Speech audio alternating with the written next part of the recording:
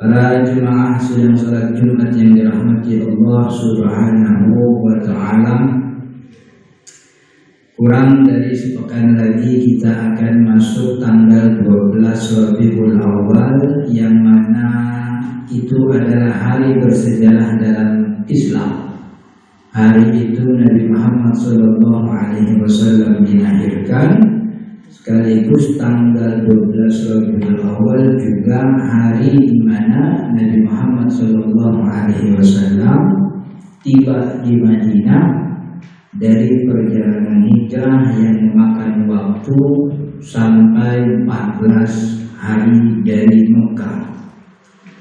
Dan sebagaimana biasa, ketika masuk bulan Rabiul Awal, sebahagian di antara kita senang menyambut bulan Rabiul Awal, kemudian merayakan Maulid Nabi Muhammad SAW.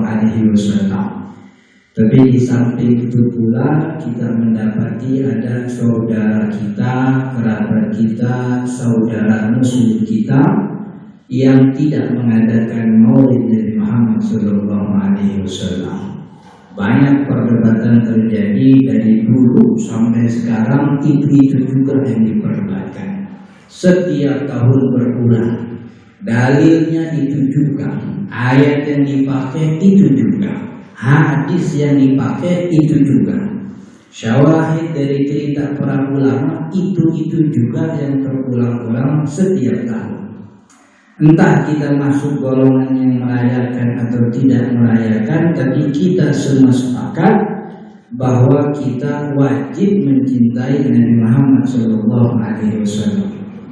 Dan dalam mencintai Nabi Muhammad SAW ada konsekuensi, bahwa kalau orang cinta mesti ngikut siapa yang dia cinta. Kita punya pemain bola yang kita cintai. Awalnya suka-suka biasa, makin lama ditonton makin cinta. Ada pemain penyanyi yang kita suka sampai akhirnya cinta. Ada pemain film yang kita cinta. Dan wajar sekali kalau orang cinta itu akan mengikuti segala gerak-gerik yang dia cinta. Kaos yang dia pakai disamain, nomor punggung yang dia pakai pun dipakai oleh kita. Bahkan kita tidak payah untuk datang ke luar negeri, cuma minta tanda tangan doang. Padahal itu kaos tanda tangan ada apa enggak ada, enggak ngaruh-ngaruh juga.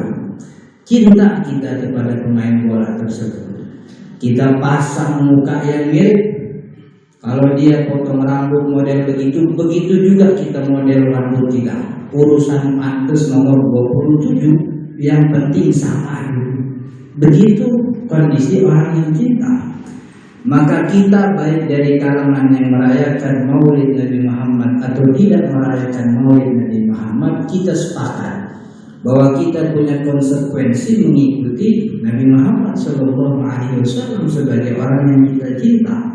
Dan Nabi Muhammad SAW sudah mendeklarasikan kepada kita bahwa kita ini sama saudaranya. Al-Muslimu akhul Muslim, kata Nabi Muhammad SAW. Maka layaknya seorang saudara, mereka adalah saudara kita lah yang selalu kita utamakan dalam segala hal. Dan kita enggan untuk membuka aib sesama saudara kita di depan umum, bukankah begitu sesama saudara? Maka kata Nabi Muhammad SAW, al-muslimu akhul muslim, fala tadlimu, maka jangan dolimi orang yang kita anggap sebagai saudara. Sesama muslim walaupun cuma beda pendapat, silang pendapat wajar, tapi kalau benci kan tidak boleh. Agama ini memang memberikan peluang untuk kita berbeda. Karena teks syariat baik dalam Al-Quran atau baik dalam sunnah Nabi Muhammad SAW, ada yang masuk dalam kategori ghaniyud dilalah.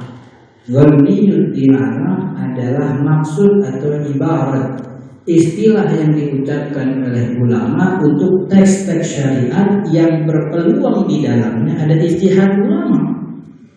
Karena ada ijtihad ulama, maka hasilnya pun beda-beda. Karena otak yang melakukan ijtihad bukan satu otak doang. Maka padahal yang berniyut dilarang, silahkan berijtihad.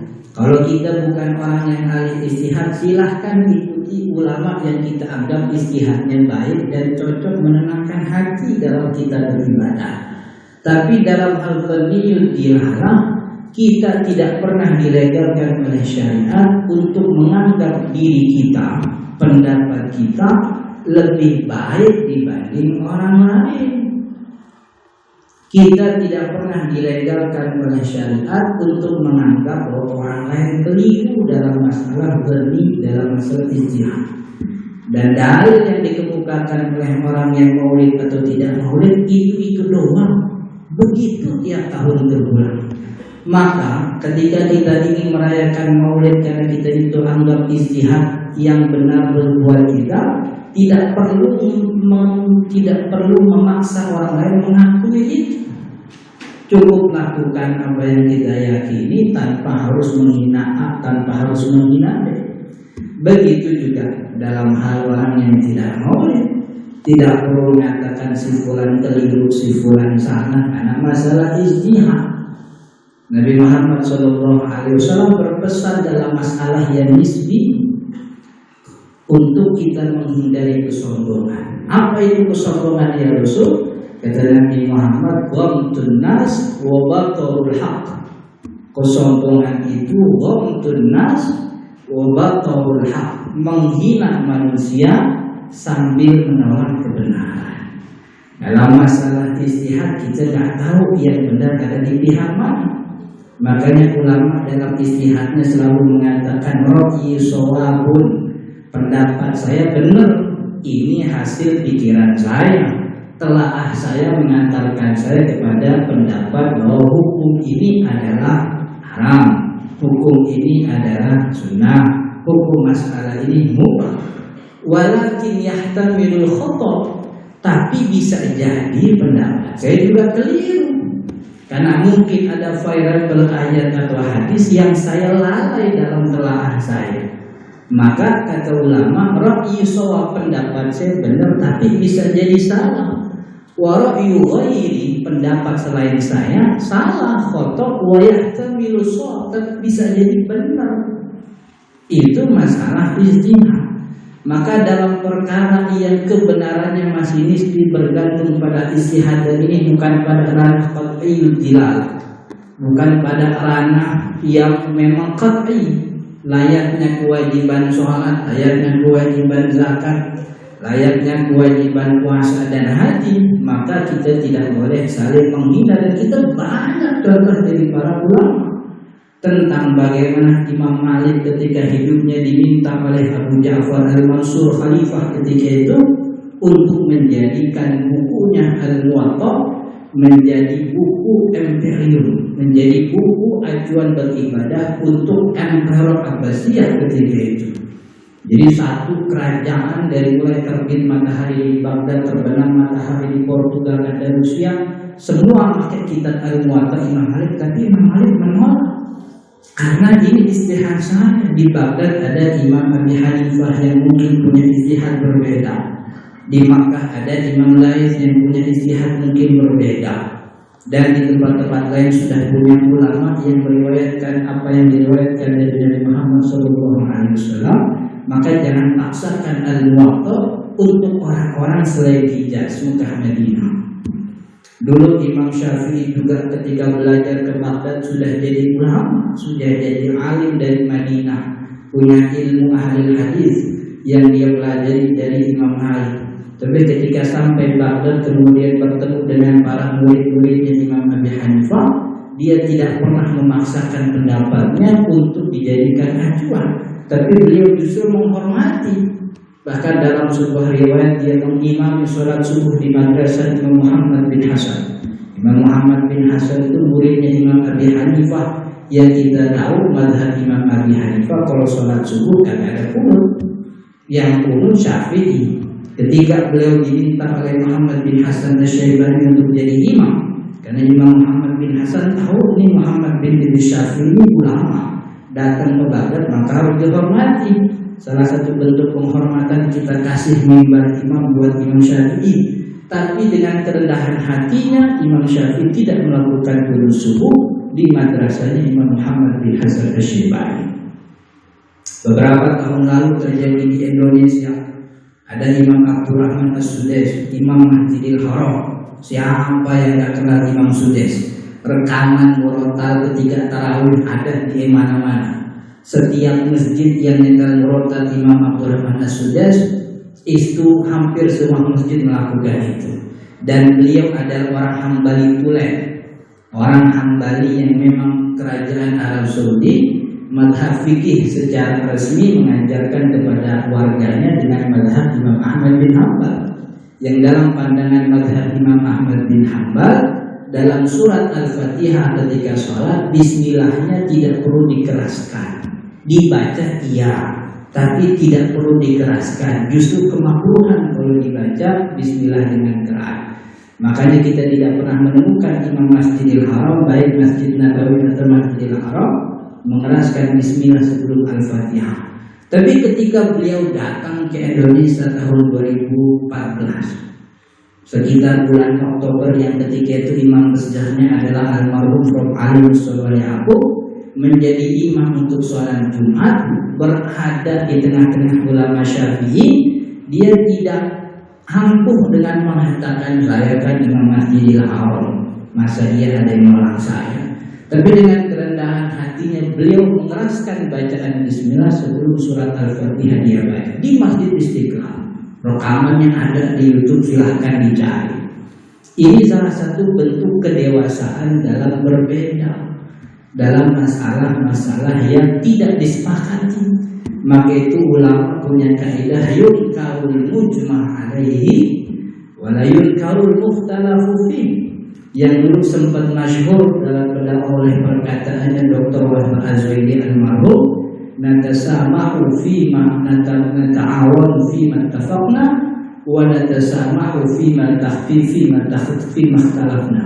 Kita saling tolong-menolong untuk sesuatu yang kita bersepakat, tapi kita saling bertasamuh, bertoleransi untuk sesuatu yang kita tidak sepakati. Kalau dalam kaidah fikih yang ditulis dalam kitab-kitab ulama, yunkarul mujma' alaihi, kita wajib mengingkari sesuatu yang haramnya disepakati. Wajib kita ingkar, tidak boleh ada toleransi. Tidak ada satupun ulama yang bilang khamr halal, maka siapapun yang minum khamr kita harus cegah. Tidak ada satupun yang bilang judi halal, maka siapapun yang melakukan, baik orang sipil atau militer, orang biasa, tidak biasa, pejabat, kita cegah, kita larang. Karena ini disepakati keharamannya. Wala yunkarul mukhtalafu fihi, tapi kita tidak boleh mengingkari untuk sesuatu yang kita masih berselisih dalam masalah tersebut. Biarkan orang melaksanakan apa yang diyakini dan membuat hatinya tenang, tanpa perlu kita memaksa orang lain untuk mengikuti pendapat kita. Dan Nabi Muhammad SAW dari jauh-jauh hari menekankan bahwa kita ini muslim sama saudaranya sama. Maka jangan saling menzalimi wala yashtumu, dan jangan saling menghina. Jangan saling menghina kebenaran kita, tidak kebenaran mutlak. Maka jangan anggap diri kita itu simbol kebenaran, kemudian menganggap orang lain salah.